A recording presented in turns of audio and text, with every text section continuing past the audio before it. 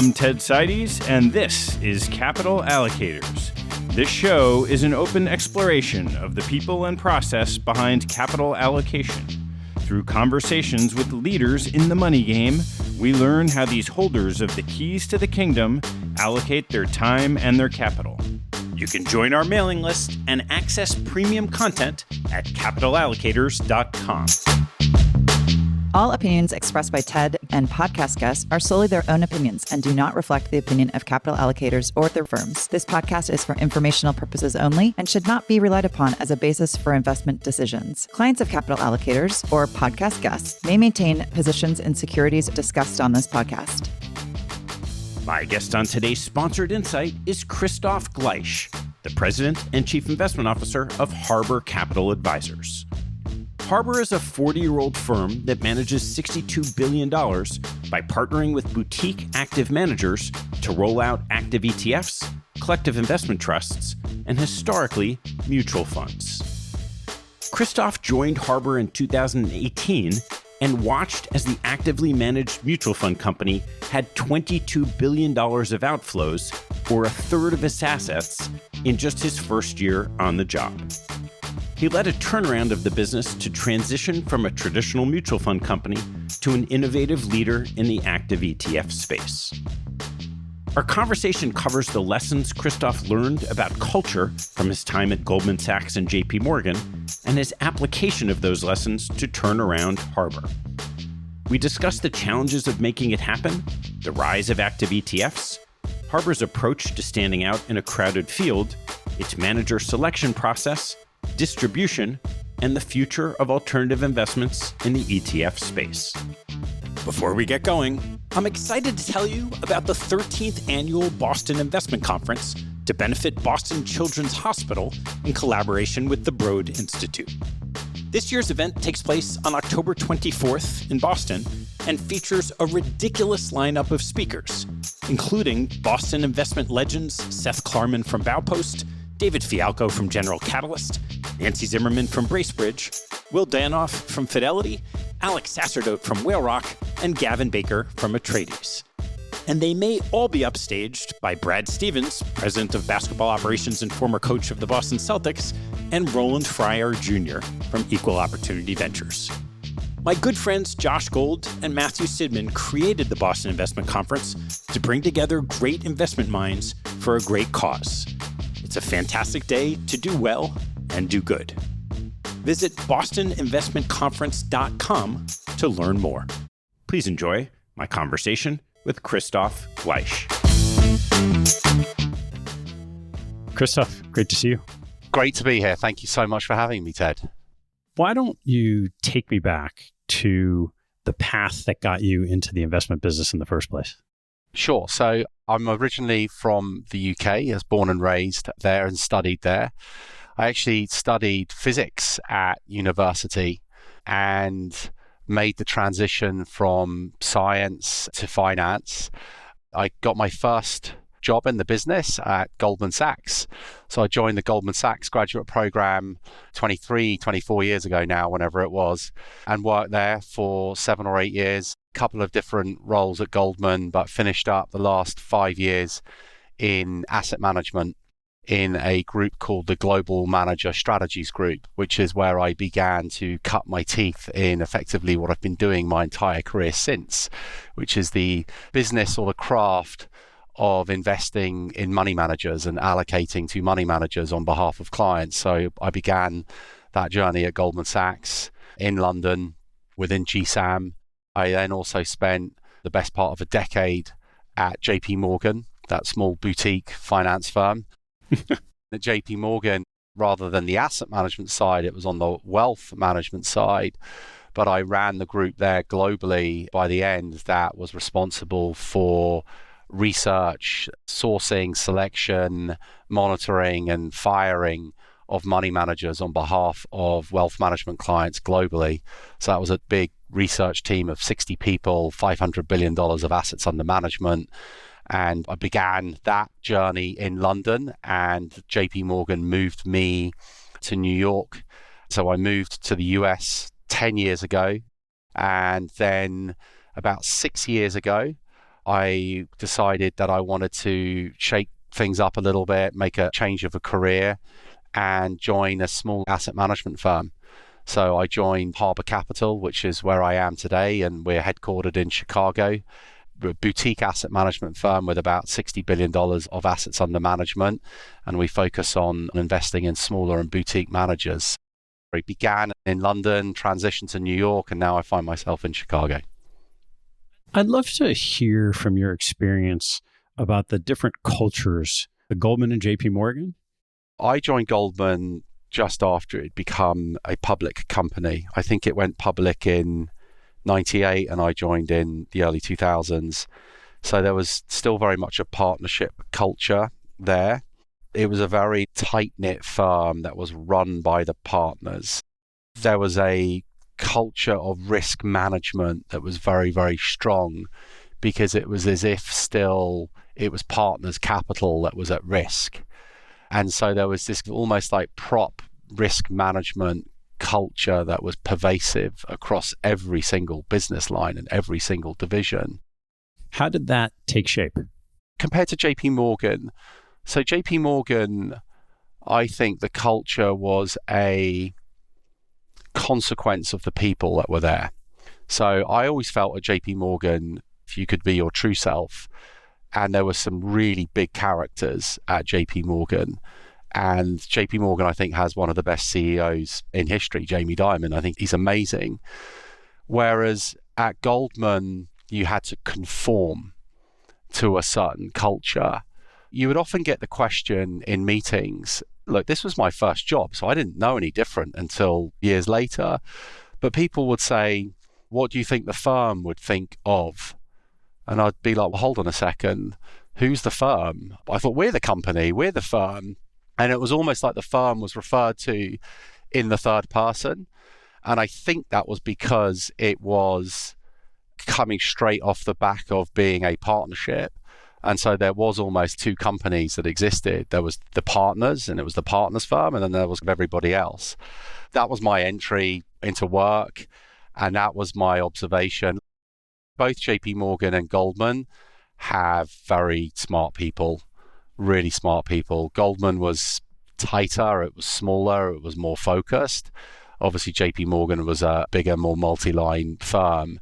But what I came to really appreciate at JP Morgan was the culture was a consequence of its people, and you could really be yourself, and it was a mixing pot of big personalities. So I loved working at both of them, but I think JP Morgan was a better fit for my personality.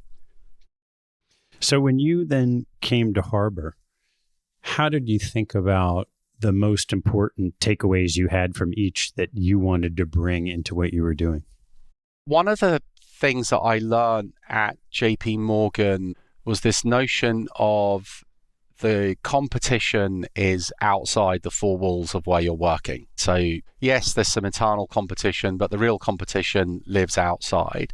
And if you are doing something successful in a business, if you're earning a decent return doing a business, whatever business it is, credit cards, asset management, wealth management, you should be behaving as if competition outside of the four walls are trying to eat your lunch and compete whatever it is that you're doing. And they're going to be figuring out how to do what you're doing better, faster, cheaper. And so we were always encouraged to try and improve at whatever it was that we were doing. And so there was always a culture of continuous improvement at JP Morgan that I took for granted there. And it really stuck with me.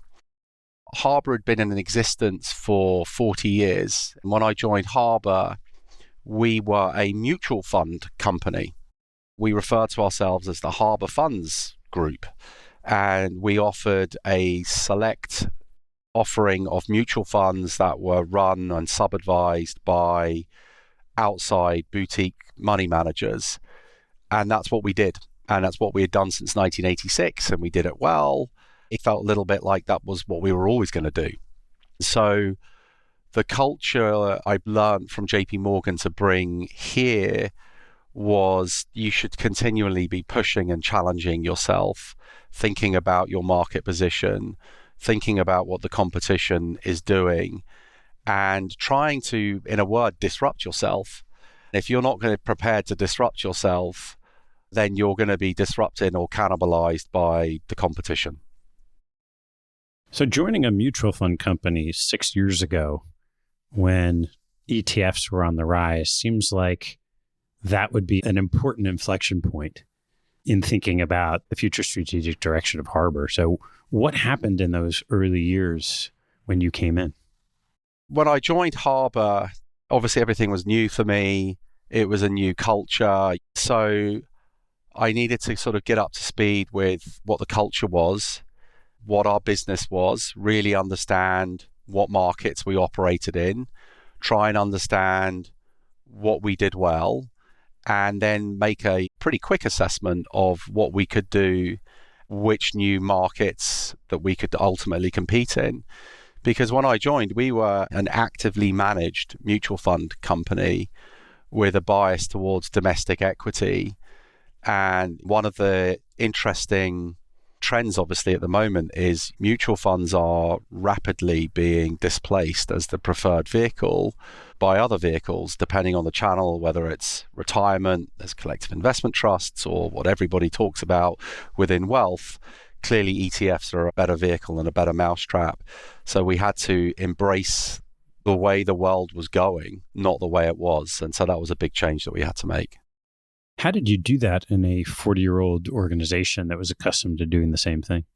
It was really difficult. It was really challenging because on one hand, you have to respect what made this company in the first place, the cast of characters that made it successful, but at the same time, try and balance that with heading in a new direction. And so I listened an awful lot at the beginning and tried to tease out elements of what we were good at and how we could retain those elements, but point them in a new direction in a positive way.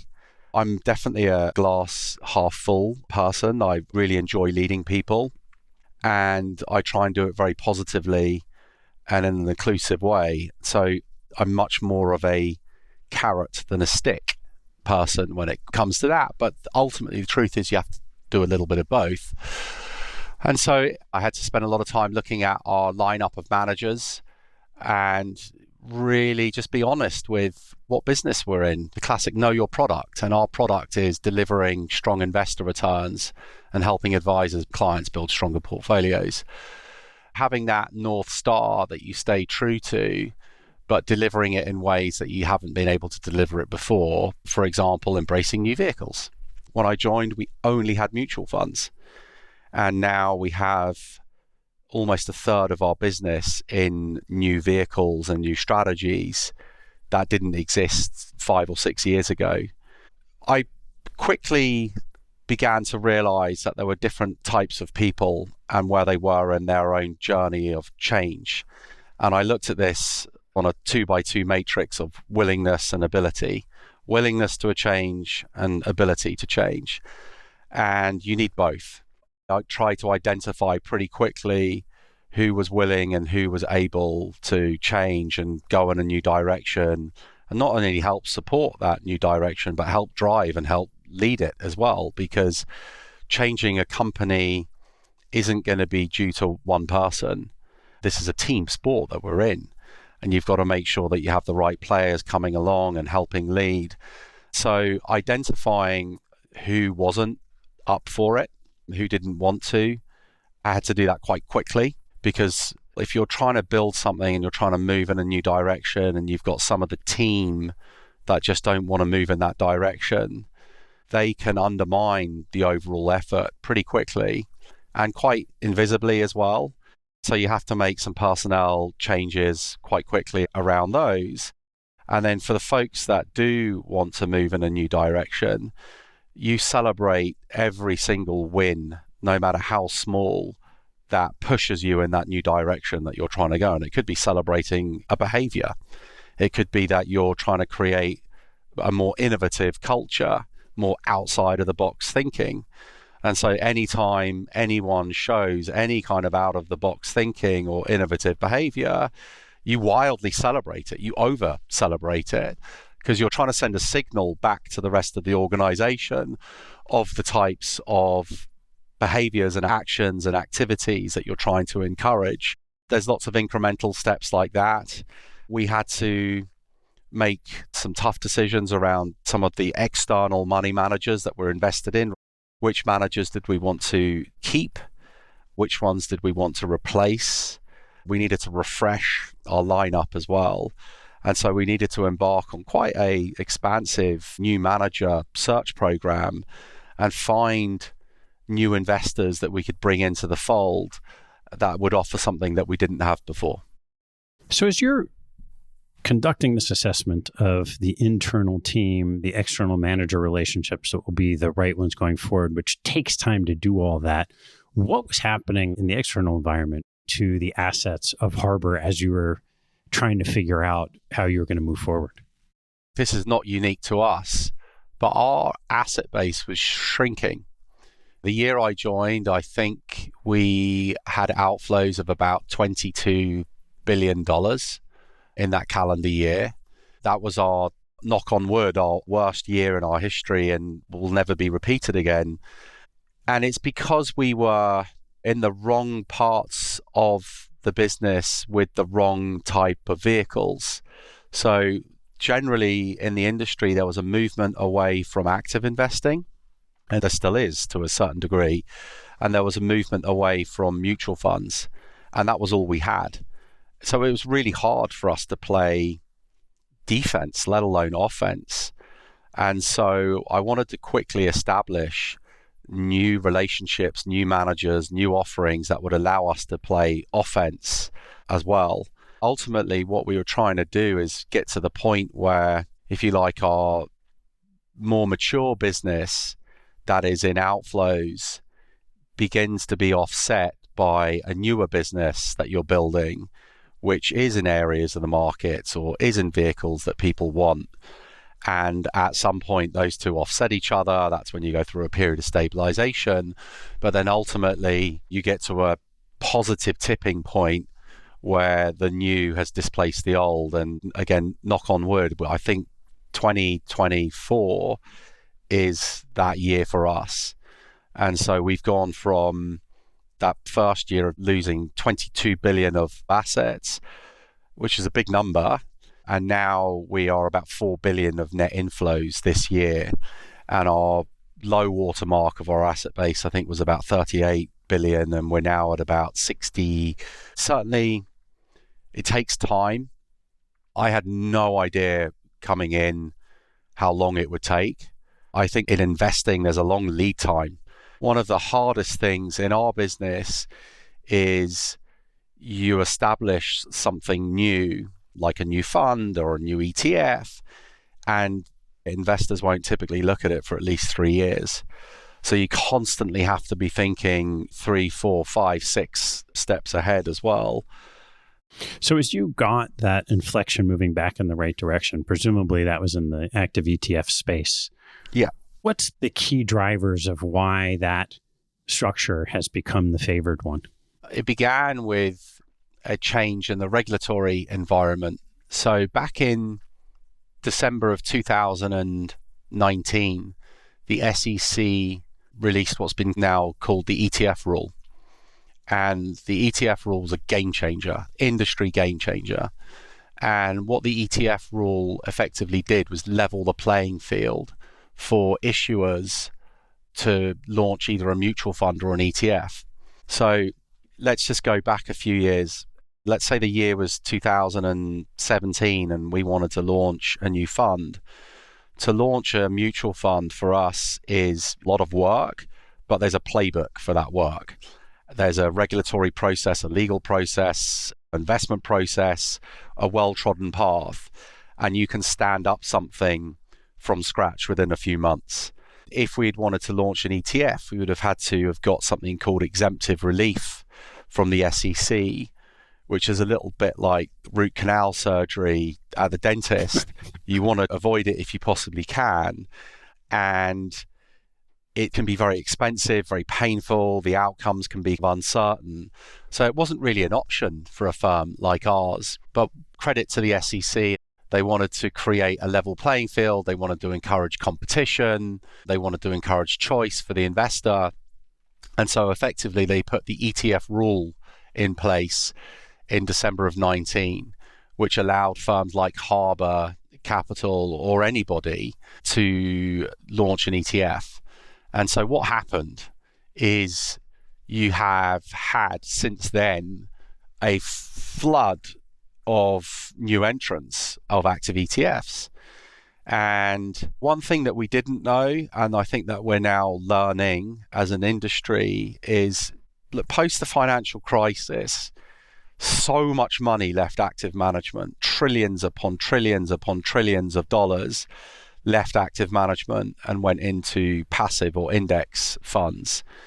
And there was a couple of things going on. There was the move from active management to passive management, and there was also the move from a mutual fund to an ETF. 15 years ago, passive investing was synonymous with ETF investing. And so what's been interesting to see since the ETF rule for active funds is to try and discern, okay, how much of that move was driven by preference to passive investing and how much of it was a vehicle preference from a mutual fund to an ETF. And what we're learning is there's definitely a demand for active management again. There's a demand for active management in an active ETF wrapper. And if you look at an active ETF versus a mutual fund, there's really three distinct advantages. Number one is tax. So an ETF is more efficient from a tax management perspective vis-a-vis a mutual fund. Number two are fees. All else being equal, the same strategy is cheaper in an ETF than it is in a mutual fund. And then the last thing is transparency.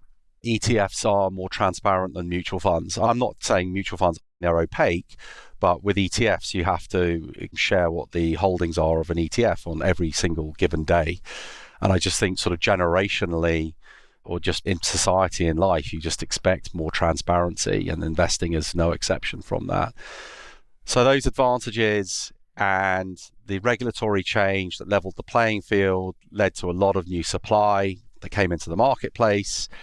And then now what we're seeing is demand meeting that supply. And so now if you look, we'll take this year, 3/4 of the way through the year, approximately, about 30 to 40% of all flows that are happening now are going into active ETFs.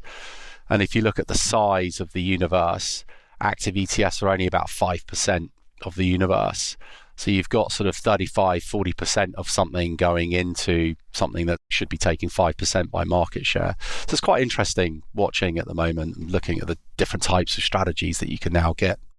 So when you have this substantial increase in the supply of active ETFs because of the regulatory change and people's ability to go put these products out, how as a provider do you go about gathering assets in a distribution channel that might be different from, say, an institutional distribution channel? There's a lot of competition in active management, in investing, in public markets. In the US, it's probably one of the most competitive marketplaces that exist. And so what we try and do is we try and differentiate by product so that we have something of value to our investor base. And so when it comes to sourcing new ideas, we are very open-minded, very intellectually curious. You have to be creative. You also have to be cynical and skeptical in equal measures. So we like to think of our offering as different from the competition. And that's really, really important in an era where so much money has gone into index investing, into Vanguard, into State Street, into iShares. There's definitely a marketplace for people that want a different experience. And so the way that we think of ourselves is as a marketplace of boutiques. So we go all around the world and we try and cherry pick the best of the best that have a distinct edge in what they do. And the managers that we look for are typically independent. They typically founder-led. And a lot of the financial advisors that we work with are what we refer to as free-thinking advisors. They haven't outsourced their investment practice to some generic third-party model provider. They actually think having an investment practice is really important, and they want to be close to the markets, and that they want to be involved in the selection process and how they curate their own investment offering for their own clients. And so we think independence resonates with independence. And so we deliberately target free-thinking wealth advisors. What's an example of a differentiated manager that you came across from being open-minded? I'll share one that I think will make you smile.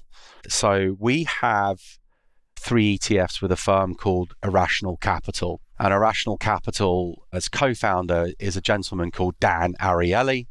Dan is a leading behavioral economist in the world. He's a professor at Duke University. He's a multi-time best-selling author. He and his research firm have created something called the human capital factor. The human capital factor is trying to measure the value of employees, the value of engagement. The twist with this story, Ted, is I first heard about Dan's research into the human capital factor when he was a guest on your show, which was, I think, about 4 years ago, something like that. I do a lot of running. I was out for a run 4 years ago, whenever it was, listening to Dan talk about the value of people. And I was listening to Dan talk about the fact that this isn't measured correctly in investing. And then I was reminded of what I've heard and what I'm sure all of your listeners have heard many, many times before. Any successful business in any industry, in any region in the world says some version of the following. Our most important asset are what? Our people. And they say it because it's true. People are what makes a company special. People are what makes a company tick. People are what makes a company creative and innovative. And yet, when you look economically how people are accounted for on a balance sheet, they are not capitalized as an asset. They go through the income statement as an expense every single year. So let's say you have company A and company B, and they do the same thing, same industry, but company A spends lots of R&D in developing its people, and company B doesn't. In the short run, company B is going to show up as having a better economic picture, less costs, more profitable. But what company A is doing is it's investing in its most important intangible asset, its people. And clearly, if company A does that right over the long term, company A is going to outperform company B. So obvious to me and just, I think, intuitive. But coming across somebody outside of asset management, outside of finance, with a completely different take and a completely different interpretation, a completely different information and data set, if you like, disrupting how you can invest through a unique approach, really resonated with me. And so, good example of where you can get an idea literally from anywhere. But then what that does is, if you hear an idea like that, it's a catalyst to then do a lot more research. So we spent a year and a half probably going back and forth with Irrational Capital and Dan and his partners and validating the data, and had they really figured out how to measure this? Was there alpha in this signal? And we did an awful lot of due diligence. I reacted to this favorably initially, and then I thought, well, maybe this is just going to be other common factors repackaged, and then actually what we'll see is quality and momentum. That'll be it, and that'll explain any returns. But after doing our research, we discovered that there was a nice idiosyncratic piece of alpha left over that couldn't be explained by any other model that we put down to the human capital factor. So we launched ETFs with Irrational Capital as the index provider. And if you think about, we were an active mutual fund company, and yet here we are launching an index ETF. What's going on? That caused, I think, a lot of question marks and confusion internally. I remember getting asked, I thought we were an active manager. We're launching an index fund. Well, I think this perception that exists that index equals passive is wrong today. It was maybe true 10 or 15 years ago, but the lines of our industry between index investing and passive and active are all blurring. This is a great example where if you look at the human capital factor, it's clearly doing something very different from the S&P 500 or the Russell 1000, yet we're delivering it in an index, in an ETF that tracks that index, but we're very much trying to produce active outcomes versus market cap-based investing. How does your relationship with the portfolio managers evolve from a situation like that where you've discovered something, done your diligence, and think it's interesting to working together going forward? We always have to keep an arm's length relationship, but at the same time, we need to partner with the firm. We need to be on the other side and the same side of the table of them. So I have a research team here whose sole focus is on manager research, manager due diligence, investment research, and they and we are only interested in building investment conviction. We'll use a rigorous investment process that we go through. We'll have a risk team as well. And then on the other side of Harbor, we'll have a distribution and marketing team. We keep those separate. And so once our investment research team has made the determination that they have conviction and that they want us to invest in a manager, then we hand the relationship over, if you like, to a more sort of strategic and partnership relationship. And they would tend to face off more on a day-to-day basis with our distribution and marketing efforts. And then it's about, okay, how do we partner together? How do we get the message out there in the marketplace? What type of buyer or investor would this ETF resonate with? And then we build an approach to the marketplace to try and build awareness and then ultimately adoption. And then we try and grow and raise capital for those managers. What have you found effective in building awareness so that you get adoption on these strategies in the space? That's a good question. So this is a big change.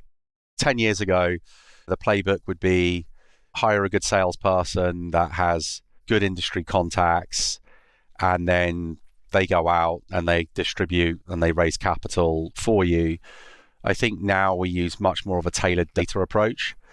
And so we try and look at specific cohorts of advisors and investors. Do they hold ETFs? Yes or no?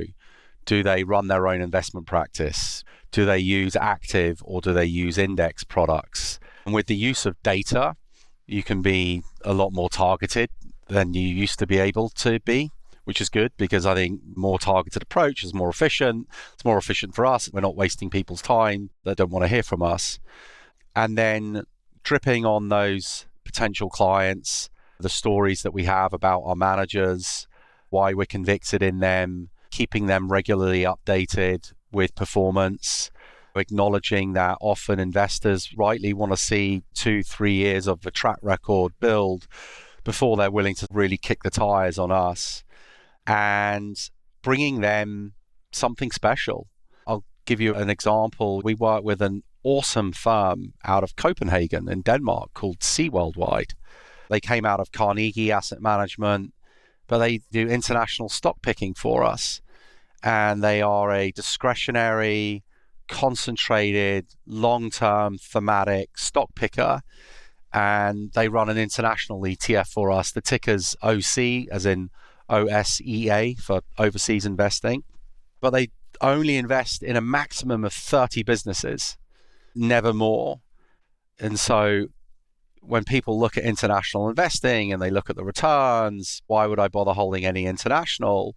Well, if you hold the 30 best companies, the 30 best compounders, you can generate some returns. And these guys in Copenhagen, Sea Worldwide, have been doing this almost 40 years, and they've built a track record, but they don't have any salespeople. They don't have any investor relations people in the US. They've never had a US business. They only got their SEC sort of registration 3 or 4 years ago. That's a great example of a boutique specialized manager that has a great long-term track record, an awesome culture of continuous improvement, and they do one thing exceptionally well.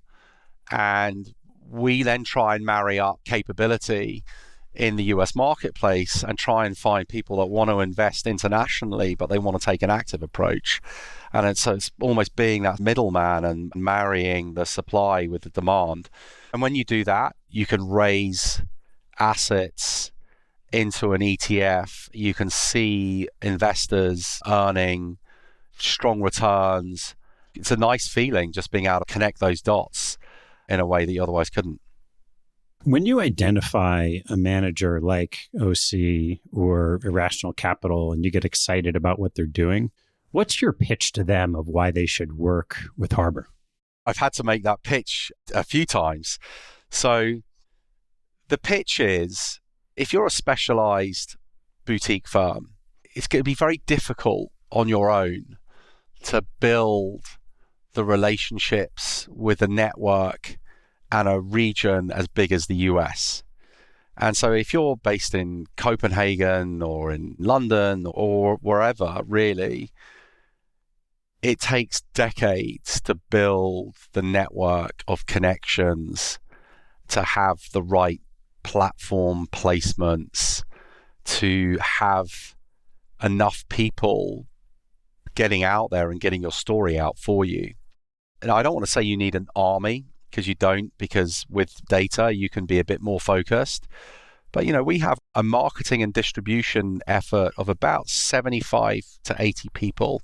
Obviously, it's expensive. It's hard to replicate.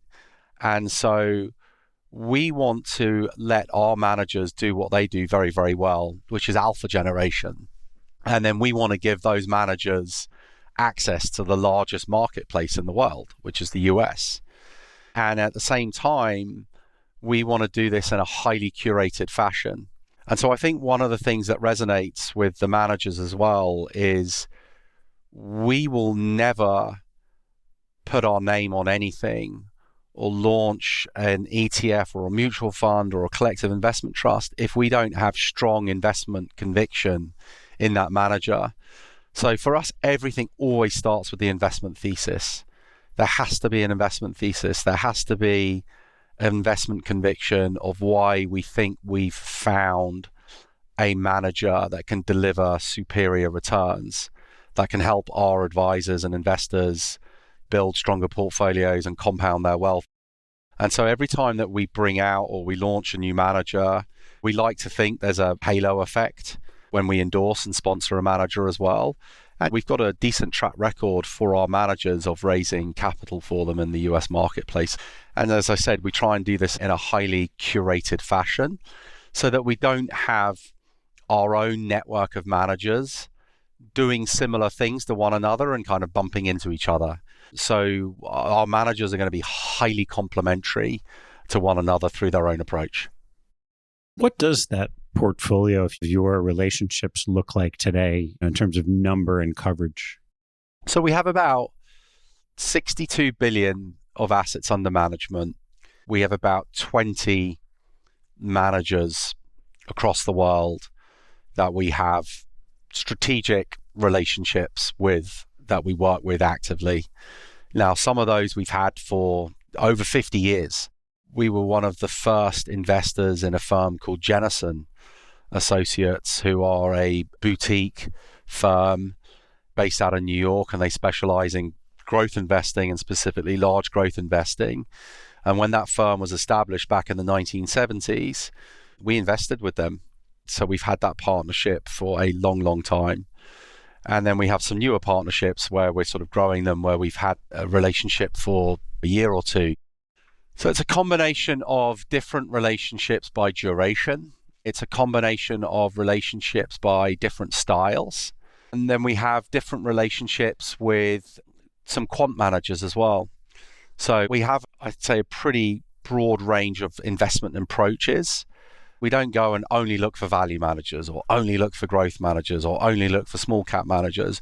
We try and find managers that are masters of their own craft, that do what they do, but do it exceptionally well, and build our offering that way. As you're looking out to, say, the next manager you might partner with, what are the characteristics that you're looking for that seem to have worked to both fit into your portfolio and help a manager get to the next level?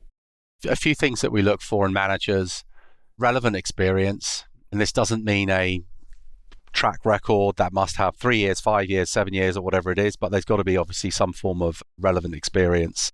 We do a lot of work on looking at past performance.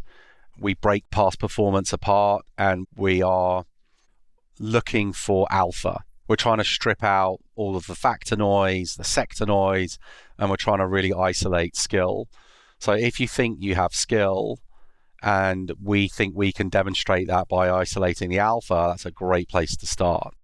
We are looking for skill or an edge, and we spend a lot of time internalizing what is that skill or what is that edge. And generally, I think there's two different camps that skill or edge fall into. You either, number one, have an interpretational edge, which is where you're privy to the same information as everybody else, but you interpret it in a different way and are, on average, more right than wrong. And then there are managers that have an informational edge. Now, I have to be careful when I say informational edge, because obviously Reg FD, when did Reg FD come in? The early 2000s, 2000, 2001, something like that, which essentially meant all investors needed to get access to the same information at the same time. And you certainly can't trade or invest on any material non-public information. But in the era of technology and data, if you go looking for it and are creative, there are ways that you, through a mosaic theory, I think, can get an informational edge. The human capital factor, that is a prime example of an approach that has an informational edge, because they're connecting the dots and measuring a different factor in ways that others aren't. And I would just argue there's an interpretational and an informational edge working together. All of our money managers are obsessed. They have to be obsessed. I'm obsessed with what we do. I think about it day and night. I think about it the weekend. I think about it when I'm out running. I find investment ideas when I'm out running, as we discussed. But this is not a job. This is a calling. It's a craft. And we have to see that. Otherwise, you just don't get the results. And so having that obsession, having that focus is really, really important. Alignment of interests. Skin in the game is so important in this, and generally that tends to be a given because we work with more boutique firms, and so people are betting their own personal livelihood on the success or failure of what it is they're trying to do. Other things are, I would say, culture and character. Really hard to measure, but the culture of a firm that we invest in is so important. A culture is what gives it sustainability over the long run. Less of a star PM mentality for us. We want to have more sustainable approaches that are underpinned by very, very strong culture. What are the types of strategies that, say, don't fit into this very popular active ETF box? At the moment, alternatives haven't gone mainstream into ETFs. So ETFs began as passive, SPY, index tracking, and then smart beta came along, alternative indexing, and then active management came along in 2019. And if you continue that trajectory and you continue that arc, the next chapter of growth for the industry, I think, is going to be alternatives. And I think we are in the early innings of that beginning to happen right now. I think that's going to be fascinating to watch that unfold. You have to be careful putting illiquidity inside a liquid wrapper. But ETFs are pretty cool inventions in terms of what they allow investors to gain access to. If you look at what all of these big alternative shops are trying to do, they're trying to democratize alternatives. If you look at the most democratizing investment vehicle that is likely ever to exist, it's going to be ETFs. And so the marriage of those two isn't a huge leap of faith, I don't think. What excites you the most for the next couple of years to come? What I'm most excited about over the coming years is just really to see how this nascent industry, the ETF industry, the active ETF industry, how it continues to develop from here on in. We've been here now for 3 years. I'm really excited about just continuing to get our message out there so the more people in the marketplace know us, know what we stand for as this marketplace of boutique managers, and just to see how innovation and preferences change over time, and just to see how the ETF industry looks in 3 years' time, from 5 years' time from now. And we very much hope to become a leader within it. Great. Well, Kristof, I want to make sure I ask you a couple of closing questions. So what is your favorite hobby or activity outside of work and family? Definitely for me, I am a massive Crystal Palace fan. Palace are a Premiership soccer team, and I grew up watching them with my dad. And for 20 years, I had a season ticket with my dad where I'd traipse across to Selhurst Park every other week to watch all their home games. And I don't live in the UK, I live in Chicago now, but I have 3 young sons. And I get them up on Saturday mornings to cheer on and watch Palace with me. So I'm a massive Palace fan. What's one fact that most people don't know about you? My parents arrived in the country, both of them as refugees during the Second World War. My grandparents, their parents had to flee Poland via a long and circuitous route. They ended up in the late 1940s living in the UK in a refugee camp. And so I'm very proud of my Polish roots. I'm very proud of my immigrant roots and the harsh start that they had in their life and what they made, and those beginnings that I've ultimately come from keep me grounded, keep me working hard, and just keep me really motivated to keep doing more. What's your biggest pet peeve? I strongly believe that if you want to compete in investing, you've got to continue to invest in yourself. You've got to continue to learn. You've got to be hungry for it. And so my biggest pet peeve in the industry is when a manager shows me a pitch book with an upside down triangle with an investment universe at the top and a portfolio at the bottom. I'm sure you've seen 1,000 of them as well. And then they proudly claim that what they do hasn't changed in the last 20 years. And that if you looked at their pitch books from 20 years ago, they'd look exactly the same as today. On a good day, I kind of know what they mean. But in what other industry is that acceptable? Imagine if I got an iPhone out from 15 years ago and said, hey, this thing is exactly the same as it was 15 years ago. Apple would be out of business. So I very much lean the other way. And I always want to ask managers, what have you done to improve in the last 12 months? How are you going to continue to improve? And I love managers that assume that their alpha edge is going to erode. There's one manager that we work with that assumes that as of today, 20% of their alpha is going to erode every year. And if they do nothing over the next 5 years, they'll have no alpha. And I just think that's an awesome mindset to try and stay ahead. Which 2 people have had the biggest impact on your professional life? I've been lucky to have many, but there are 2, both of them from JP Morgan, Jamie Kramer and Ted Dimmick. Jamie hired me at JP Morgan, and she gave me a shot at leadership before I was probably ready for it because she saw potential, and I'll be forever thankful to her for doing that. And she taught me how to build a business within JP Morgan as well. She's awesome, a force of nature, one of the smartest people I've ever worked with and ever met, frankly, and I owe her a lot. And Ted Dimmick was one of my bosses at JP Morgan as well. He taught me that you can be a ruthless competitor, but also not take yourself too seriously, have humility at the same time, and have a sense of humor. And I took that from him, and he's one of my best friends as well. So those 2, without doubt. What's the best advice you've ever received? It's probably timeless advice for anybody, but I think it's especially good if you're at the beginning of your career, and it's mastering something in your job or your new job that nobody else has. And that will help you stand out and make an impression. It might be some manual process that you figure out how to automate. It might be one of those, hey, we just do this. It was because it's always been done this way.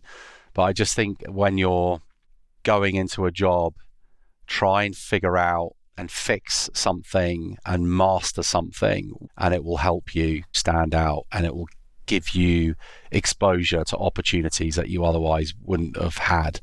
I've done that, and it's been pretty good for me, and I think it was pretty good advice I got a number of years ago. All right, Kristof, last one. What life lesson have you learned that you wish you knew a lot earlier in life? I used to think about the future a lot. I remember in my 20s and in my 30s, oh my goodness, what is the next 10 or 20 years going to look like? It's almost like the future weight of my life and career was just a heavy burden on my shoulders. I wish I'd learned just to not sweat it too much. Don't worry about the future. Focus on the present. Be present in the moment. Work hard. Enjoy it. And also, what I wish I had learned earlier as well is don't expect to get a job in something that you love on day one. I think much better advice is learn to love what you do and just become really good at it. And if you do that, I think you'll be much more successful. And so when I hear people give the advice of find something you love and go chase after it, I just don't think that's true for most people. And I think you should pick something, throw yourself into it, and more often than not, you'll learn to love it because you become really good at it. Well, Kristof, thanks so much for taking the time and sharing the Harbor story. Thank you so much for having me, Ted. That was a lot of fun. Thank you. Thanks for listening to this Sponsored Insight. Sponsored episodes are paid opportunities for another 12 managers a year to appear on the podcast. If you're interested in telling your story in front of the largest audience of investors in the industry, please email us at team@capitalallocators.com to apply for one of the slots.